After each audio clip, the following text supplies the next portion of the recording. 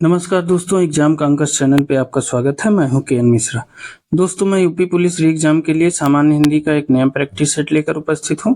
यह हमारी super fast revision की सीरीज है। दोस्तों, इसमें हम कम से कम समय में अधिक से अधिक प्रश्नों का रिवीजन कराते हैं, जो कि प्री परीक्षा की दृष्टि से बहुत अनिवार्य है, क्योंकि प्री परीक्षा में हमेशा आंसर सामने होता है। तो ऐसे में ज्यादा से ज्यादा रिवीजन करना आपकी परीक्षा के लिए लाभदायी है। इसी उद्देश्य से हमने इस सीरीज को शुरू किया है। तो आइए आज के प्रश्नों की शुरुआत करते हैं। और हाँ, अगर आपने हमारे पहले की सीरीज नहीं देखी है, जैसे कि हम जीएस का भी प्रैक्टिस सेट कराते हैं, सुपर फास्ट रिवीजन कराते हैं, अगर आपने हमारी वो वीडियो नहीं देखी है तो आप तत्काल हमारे डिस्क्रिप्शन बॉक्स में जाके उस वीडियो की लिंक से उस वीडियो को देख लीजिए, क्योंकि वो सारी वीडियो आपकी परीक्षा के लिए बहुत लाभदायी है। ठीक है, तो चलिए शुरू करते हैं आज के प्रश्नों की श्रृंखला। आज का पहला प्रश्न है, निम्नलिखित में से शुद्ध वाक्य का चयन करिए। आपको शुद्ध वाक्य बताना है। ऑप्शन है, एक गुलाब के फूल की माला ले आओ। देखिए दोस्तों, आप अपने आंसर कमेंट बॉक्स में कमेंट करते जाइएगा और अंत में उनका योग कर लीजिएगा। इससे आपको स्वयं का मूल्यांकन भी करने का अवसर मिल जाएगा। ठीक है ना। तो चलिए प्रश्न को साथ साथ करते चलते हैं। देखिए प्रश्न है, एक गुलाब के फूल की माला ले आओ। तो देखिए, एक गुलाब के फूल की माला नहीं होती है, गुलाब के फूल की एक माला होती है। ठीक है ना। तो ये गलत है। ठीक है ना, ये गलत है ये। फिर आते हैं बी ऑप्शन की तरफ। बी ऑप्शन है, नौकर आटा पिसवाने गया है। तो देखिए, नौकर आटा पिसवाने नहीं होता है, गेहूं पिसवाने की बात होती है। ठीक है, तो इसमें दिया है नौकर आटा पिसवाने गया है, तो ये भी गलत है। फिर आइए तीसरे प्रश्न की तरफ चलते हैं। तीसरा प्रश्न है, परमात्मा के अनेक नाम है। तो देखिए ये सही है, परमात्मा के अनेक नाम है, ये सही है। ठीक है। एक गुलाब के फूल की माला गलत है। ठीक, नौकर आटा पिसवाने गया, ये भी गलत है। परमात्मा के अनेक नाम, ये सही है। और यहाँ सर्वोत्कृष्ट ज्वर की चिकित्सा, सर्वोत्कृष्ट ज्वर क्या होता है? ठीक है, तो डी ऑप्शन भी गलत है, सी ऑप्शन सही है। चलिए अगले प्रश्न की तरफ चलते हैं। तो आज का हमारा दूसरा प्रश्न है, यति का विलोम शब्द है। आपको बताना है कि यति का विलोम शब्द क्या है। ठीक है, ऑप्शन ए है कल्पित, ऑप्शन बी है मैत्री, ऑप्शन सी है गृहस्थ और ऑप्शन डी है माधुर्य। अब बताइए यति का जो विलोम शब्द है वो क्या है? यति का विलोम शब्द है गृहस्थ। ठीक है ना, गृहस्थ जो है यति का विलोम शब्द है। ठीक है, सी ऑप्शन सही है। चलिए अगले प्रश्न की तरफ चलते हैं। आज का हमारा तीसरा प्रश्न है, तृष्णा का विलोम है। तृष्णा का विलोम आपको बताना। ऑप्शन ए है तृप्ति, ऑप्शन बी है जागरण, ऑप्शन सी है निस्तेज और ऑप्शन डी है वितृष्णा। तो देखिए, शयन का जागरण होता है। ठीक है, और निस्तेज, तेज का निस्तेज होता है। ठीक है, तो ये भी गलत है। तृष्णा का वितृष्णा होता है। ठीक है, तो 3 का डी सही है, तृष्णा का वितृष्णा होता है विलोम। ठीक, अगले प्रश्न की तरफ चलते हैं। निम्नलिखित में से शुद्ध वर्तनी वाला शब्द आपको बताना है। आपको बताना है इसमें कौन शुद्ध वर्तनी वाला शब्द है। तो ऑप्शन ए है दीपिका, ऑप्शन बी है कुशासन, ऑप्शन सी है उपलक्ष्य, ऑप्शन डी है प्रशंसा। तो देखिए, दीपिका ऐसे नहीं होता है, दीपिका में दीपिका होता है।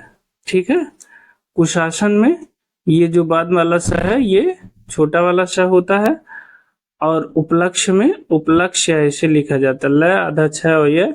तो इसमें सही कौन सा है? प्रशंसा। ठीक है ना, तो डी ऑप्शन सही है, प्रशंसा। चलिए अगले प्रश्न की तरफ चलते हैं। नीचे दिए गए शब्दों में से किसकी वर्तनी शुद्ध है? आपको इसमें बताना है किसकी शुद्ध वर्तनी है। देखिए, अनुग्रहित, इसकी वर्तनी गलत है, अनुग्रहित होता है। ठीक है, आजीविका होता है, आजीविका नहीं होता, आजीविका होता है। अकाल नहीं, अकाल होता है।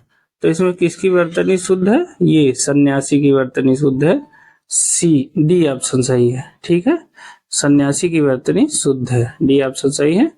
चलिए छठे प्रश्न की तरफ चलते हैं। छठा प्रश्न है, तैरने या पार होने का इच्छुक के लिए एक शब्द आपको बताना है। तैरने या पार होने के इच्छुक के लिए एक शब्द कौन सा है? ऑप्शन ए है तैराक, ऑप्शन बी है तितीर्षु, ऑप्शन सी है तारक और ऑप्शन डी है तारणक। तो तैरने या पार होने के इच्छुक के लिए एक शब्द कौन सा है?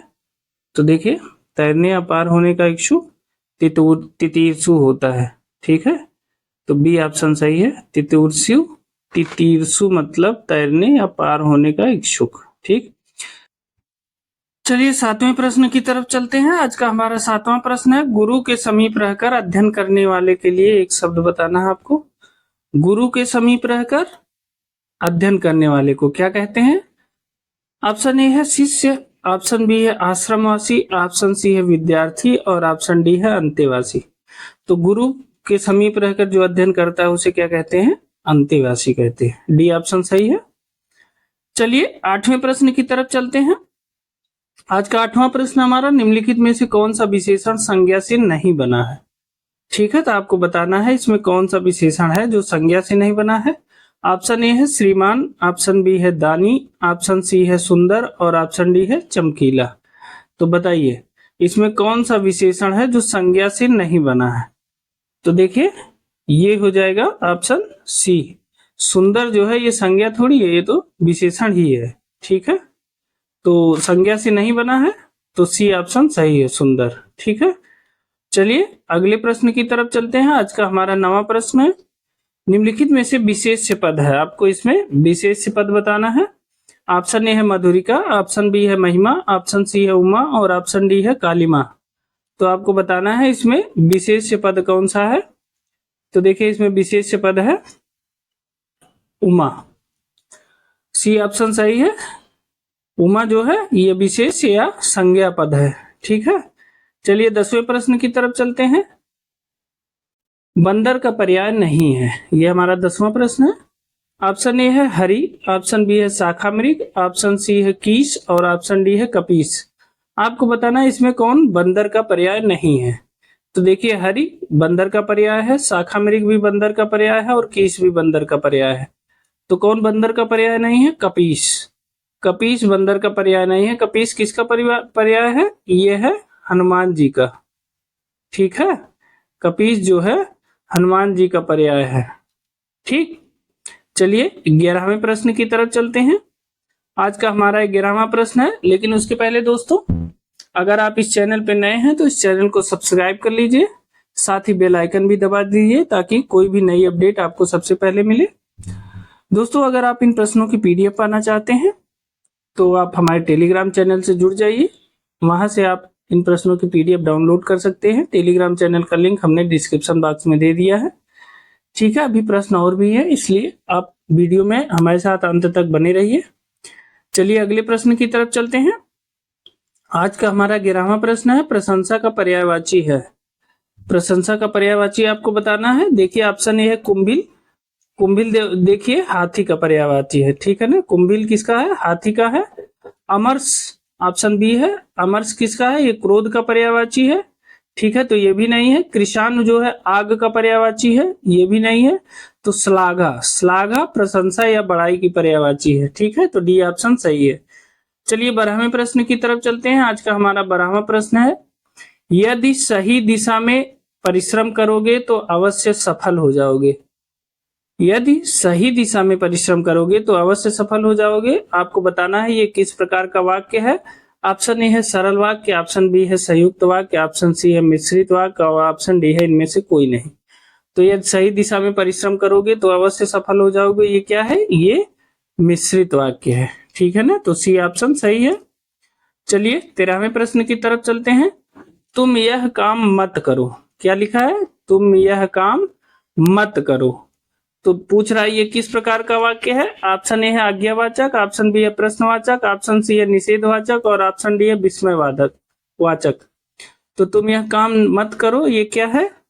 ये है निषेधवाचक, मना करने की बात कर रहा है, ना करने की बात कर रहा है। तो सी ऑप्शन सही है, निषेधवाचक। ठीक है, चलिए 14वें प्रश्न की तरफ चलते हैं। यथेष्ट में कौन सी संधि है? आपको बताना है कि यथेष्ट में संधि कौन सी है। ऑप्शन ए है वृद्धि संधि, ऑप्शन बी है गुण संधि, ऑप्शन सी है दीर्घ संधि और ऑप्शन डी है अयादि संधि। तो यथेष्ट में यथेष्ट का विच्छेद कैसे होगा? यथा धन इष्ट। क्या होता है? यथा धन इष्ट होता है, तो ये क्या हो जाएगा? यथेष्ट हो जाएगा। ठीक है, तो ये हो गया गुण संधि, बी ऑप्शन सही है। ठीक है, तो यथेष्ट में कौन सी संधि है? गुण संधि। 15वें प्रश्न की तरफ चलते हैं। आज का हमारा 15वां प्रश्न है, पवित्र का सही संधि विच्छेद है। आपको पवित्र का संधि विच्छेद बताना है। ऑप्शन ए है पवधनित्र, ऑप्शन बी है पवधनित्र, ऑप्शन सी है पौधनित्र और ऑप्शन डी है पोधनित्र। तो पवित्र में कौन सा संधि विच्छेद है? तो देखिए पवित्र में है पोधनित्र।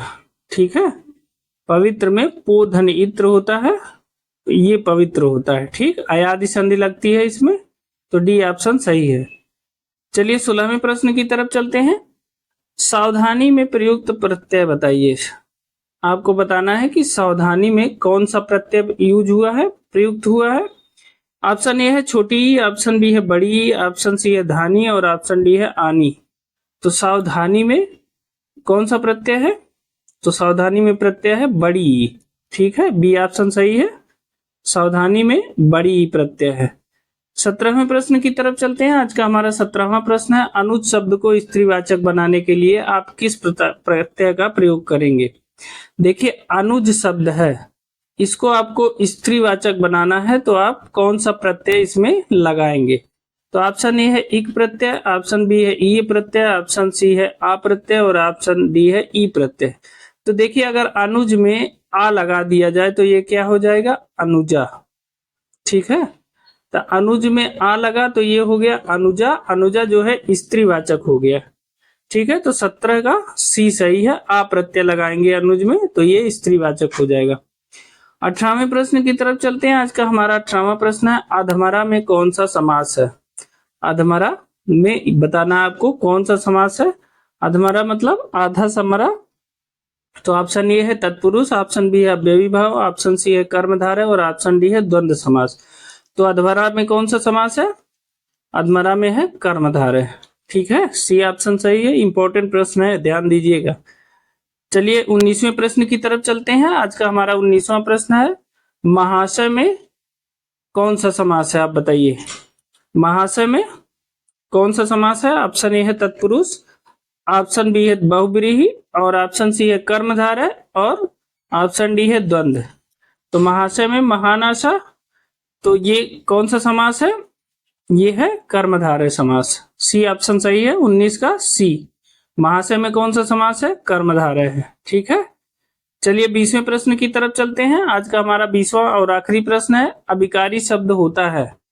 आपको बताना है कि इसमें अभिकारी शब्द क्या होता है। ऑप्शन ए है संज्ञा, ऑप्शन बी है सर्वनाम, ऑप्शन सी है विशेषण और ऑप्शन डी है अव्यय। तो अभिकारी शब्द क्या होता है? देखिए अभिकारी शब्द होता है अव्यय। डी ऑप्शन सही है। ठीक है, तो दोस्तों ये थे हमारे आज के 20 प्रश्न। आपको ये प्रश्न कैसे लगे हमें कमेंट करके जरूर बताइएगा, और अगर आपको ये वीडियो अच्छी लगी है तो एक लाइक जरूर करिएगा। दोस्तों अगर आप इस चैनल पे नए हैं तो इस चैनल को सब्सक्राइब कर लीजिए। साथ ही अगर आप इन प्रश्नों की PDF पाना चाहते हैं तो वो हमारे टेलीग्राम चैनल पे उपलब्ध है। आप हमारे टेलीग्राम चैनल से जुड़ जाइए, उसका लिंक हमने डिस्क्रिप्शन बॉक्स में दे दिया है। ठीक है, तो आज के लिए इतना ही। मिलते हैं अगली वीडियो में एक नई टेस्ट सीरीज के साथ। तब तक के लिए बहुत बहुत धन्यवाद।